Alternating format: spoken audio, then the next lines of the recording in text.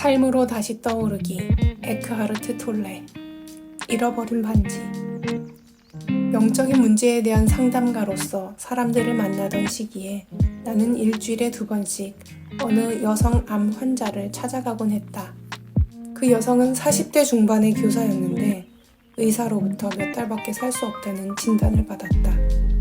나는 그녀를 방문해서 몇 마디 말을 나눌 때도 있었지만 침묵을 지키며 다만 함께 앉아있을 때가 많았다. 그때 그녀는 처음으로 바쁜 교사 시절에는 존재하는지조차 알지 못했던 내면의 침묵을 발견할 수 있었다. 그런데 어느 날 방문하니 그녀는 몹시 낙담하고 화가 나 있었다. 무슨 일이 있었나요? 라고 묻자 다이아몬드 반지가 없어졌다고 했다. 금전적인 가치도 있는 것이지만 중요한 추억이 담긴 물건이었다. 분명 매일 반나절씩 간병하러 오는 여성이 훔친 것이 틀림없다고 그녀는 말했다. 환자에게 어떻게 그토록 냉정하고 무자비한 짓을 할 수 있는지 그녀는 이해할 수 없어 했다. 그리고 그 여성에게 캐물어야 할지 아니면 곧바로 경찰에 알리는 편이 나을지 내 의견을 구했다. 나는 그녀에게 어떻게 하라고 말해줄 수는 없지만 그녀의 삶에 이 시점에서 반지든 다른 어떤 물건이든 그것이 과연 얼마나 중요한 것인가를 생각해보라고 조언했다. 그녀는 말했다. 당신은 이해하지 못해요. 그건 할머니가 물려주신 반지예요. 매일 끼고 있었는데 병에 걸리고 나서는 손가락이 부어서 낄 수 없게 되었어요. 그건 단순한 반지가 아니에요. 내가 어떻게 당황하지 않을 수 있겠어요? 그녀의 즉각적인 반응과 분노, 자기 방어적인 태도는 그녀가 아직 내면을 들여다볼 만큼 충분히 현재의 순간에 있지 않으며 일어난 사건과 자신의 반응을 분리시켜 그 둘 다를 관찰하는 수준에 이르지 못했음을 보여주었다. 분노와 자기 방어는 여전히 에고가 그녀를 통해 말하고 있다는 신호였다. 내가 말했다. 그럼 몇 가지 질문을 하겠습니다. 곧바로 대답하지 않아도 되니까 당신 안에서 그 대답을 찾을 수 있는지 한번 살펴보기 바랍니다. 각각의 질문을 한 후에 잠깐씩 멈추겠습니다. 대답이 떠오른다고 해서 그 대답이 반드시 말의 형태로 올 필요는 없습니다. 그녀는 들을 준비가 되었다고 말했다. 내가 물었다.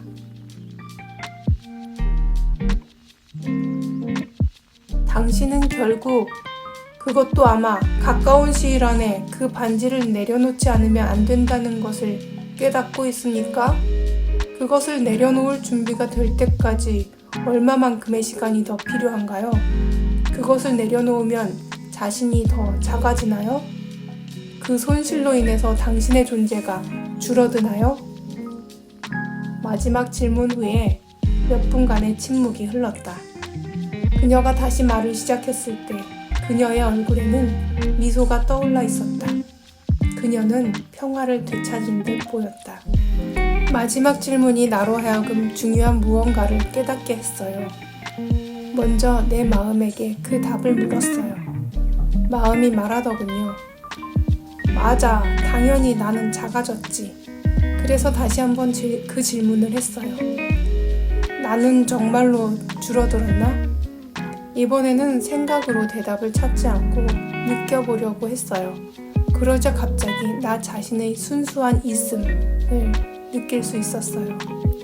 그렇게 느낀 적은 처음이었어요. 만약 이토록 강렬하게 나의 순수한 있음을 느낄 수 있다면 나는 분명 줄어들지 않았던 것이죠. 지금도 여전히 그것을 느낄 수 있어요. 평화로우면서도 매우 살아있는 무엇인가를. 내가 말했다. 그것이 존재의 기쁨입니다. 머리에서 벗어날 때만 그것을 느낄 수 있습니다. 존재는 느껴야 하는 것입니다. 생각으로는 알 수 없습니다. 에고는 그것을 알지 못합니다. 에고는 생각으로 이루어져 있으니까요. 그 반지는 사실 하나의 생각으로 당신 머릿속에 있었고 당신은 그것을 자신의 존재와 혼동하고 있었습니다. 당신은 자신의 존재 또는 그 일부가 반지 안에 있다고 생각했습니다. 에고가 추구하고 집착하는 것은 에고가 느낄 수 없는 존재의 대용품입니다.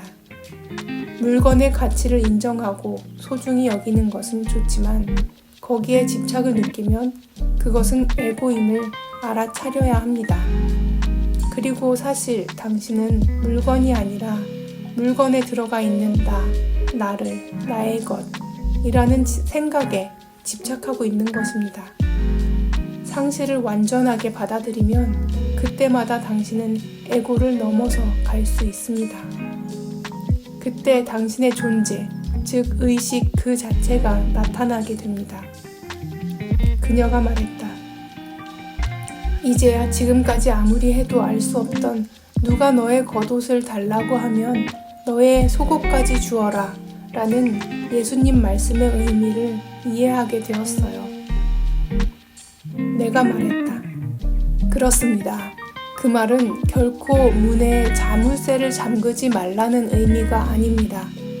때로는 사물을 내려놓는 것이 지키거나 매달리는 것보다 훨씬 강력한 힘이라는 뜻입니다. 신체가 점점 쇠약해져간 마지막 몇 주 동안 그녀는 마치 안에서부터 빛이 비쳐나오는 것처럼 더욱더 빛이 났다. 그녀는 사람들에게 자신의 소유물 대부분을 나누어 주었으며 그 중에는 반지를 훔쳤다고 의심한 여성도 있었다. 그리고 소유물을 나눠줄 때마다 그녀의 기쁨은 더욱 깊어졌다. 그녀가 세상을 떠났다는 소식을 나에게 전화로 알려준 그녀의 어머니는 그녀가 죽고 난 뒤 화장실 약장에서 그 반지를 발견했다고 말했다. 간병하는 여성이 반지를 제자리에 되돌려 놓은 것인지 아니면 줄곧 거기에 있었는지는 아무도 알 수 없다. 하지만 한 가지는 알 수 있다. 삶은 그것이 무엇이든 의식의 진화에 가장 도움이 되는 경험만을 준다는 것이다. 그렇다면 이것이 자신에게 필요한 그 경험이라는 것을 어떻게 아는가? 이것이 지금 이 순간 당신에게 일어나고 있는 경험이기 때문이다. 그러면 자신의 소유물에 자부심을 갖거나 자기보다 더 많이 가진 사람에 대해 분한 감정을 갖는 것은 잘못된 일인가? 전혀 그렇지 않다. 자부심, 돋보이려는 욕구, 남보다 더 많이를 통해 자아가 확실히 강화되고 남보다 더 적게에 의해 위축되는 것은 옳은 것도 아니고 잘못된 것도 아니다. 그것은 단지 에고일 뿐이다. 에고는 잘못된 것이 아니며 단지 무의식일 뿐이다. 자신 안에 있는 에고를 관찰할 때 당신은 그 너머로 가기 시작한다. 에고를 너무 심각하게 받아들이지 않는 것이 좋다. 자신 안에서 에고의 행위를 감지하게 되면 미소 지으라. 때로는 소리내어 웃어도 좋다. 인류는 어떻게 이토록 오랫동안 이런 것에 사로잡혀 있는 것일까? 무엇보다도 먼저 에고는 개인적인 것이 아님을 알아야 한다. 에고는 당신이 아니다. 에고를 개인적인 문제라고 여긴다면 그것은 단지 더 에고일 뿐이다. 에고는 잘못된 것이 아니고 단지 무의식일 뿐이다 라고 했을 때 다행이다 라는 생각이 들었습니다. 자신 안에 있는 에고를 관찰할 때 에고가 너무 저는 심각하게 받아들여졌었는데요. 자신 안에 에고의 행위를 감지하게 되면 미소를 지으라고 했어요. 때로는 소리내어서 웃으라고요. 저게 내 에고구나. 그렇게 하는 순간 에고가 그냥 에고인 거죠. 개인적인 것이 아니고 에고는 내가 아니고 에고를 개인적인 문제라고 여긴다면 그것은 더 에고일 뿐이라고 그 말을 읽으니까 조금 안심이 됐습니다. 여러분은 어떤가요? 여러분의 에고는 어떤 모습인가요? 에고를 발견할 때 웃을 수 있을까요? 저는 저의 에고들을 많이 만나곤 하는데요. 웃을 수가 없었어요. 난 이렇지? 그 모습들이 다 나의 에고였구나. 에고가 너무 강하게 나를 자리 잡고 있었구나. 그랬습니다. 그리고 다이아몬드를 잃어버렸을 때, 다이아몬드 반지를 잃어버렸을 때 그 여성이 깨달은 것, 그럴 때 좀 먹먹했어요. 그것이 과연 나를 작아지게 하는가, 내가 줄어드는가. 모든 사물이나 어떤 현상을 마주했을 때 그 질문을 던졌으면 하는 거죠. 이게 없다고 내가 작아지는가? 이걸 없앴다고 해서 내가 작아지고 줄어드는가? 그거는 아니죠.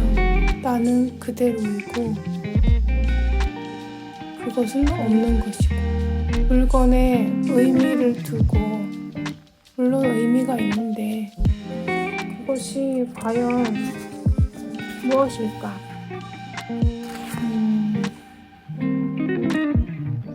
물건과 내 자신의 존재를 혼동하고 있었던 저를 바라보았습니다.